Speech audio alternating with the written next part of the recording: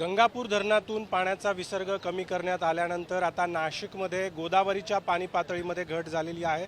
मी आता रामकुंडाच्या परिसरामध्ये आहे। मी आता ज्या ठिकाणी उभा आहे खरं तर त्या ठिकाणी अगदी कालपर्यंत गोदावरीच्या पुराचं पाणी मोठ्या वेगानं वाहत होतं। मात्र गंगापूर धरणाच्या पाणलोट क्षेत्रामध्ये पावसाचा जोर कमी झाल्यानंतर गंगापूर धरणातून करण्यात येणारा पाण्याचा विसर्ग जवळपास 1760 क्युसेकपर्यंत घटवण्यात आलेला आहे आणि त्यामुळे नाशिकमध्ये गोदावरीच्या पाणी पातळीमध्ये देखील घट झालेली आपल्याला बघायला मिळते। अगदी कालपर्यंत ज्या दुतोंड्या मारुतीच्या कमरेपर्यंत गोदावरीच्या पुराचं पाणी होतं ते पाणी आता पायापर्यंत ओसरलेलं आहे।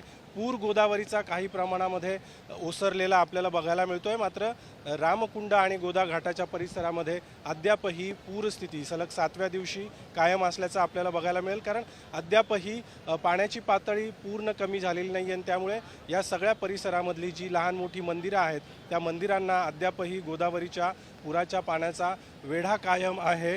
गंगापूर धरणातून सध्या 1760 क्युसेक वेगानं पाणी सोडलं जात आहे। मात्र आज आणि उद्या नाशिक जिल्ह्यातल्या घाट परिसरामध्ये पावसाचा अलर्ट देण्यात आलेला आहे। त्यामुळे जर पुन्हा एकदा पावसाला सुरुवात झाली, पावसाचा जोर वाढला तर गंगापूर धरणातून करण्यात येणारा विसर्ग पुन्हा वाढवला जाण्याची शक्यता असल्यामुळे प्रशासनानं नदीकाठच्या नागरिकांना सतर्कतेचा इशारा कायम ठेवला आहे। कॅमेरामॅन प्रवीण काळबांडेसह अभिजित सोनवणे, साम टीव्ही, नाशिक। आता isakal.com आहे देशातील नंबर 1 ची मराठी न्यूज वेबसाईट। प्रत्येक अपडेटसाठी isakal.com ला नक्की भेट द्या।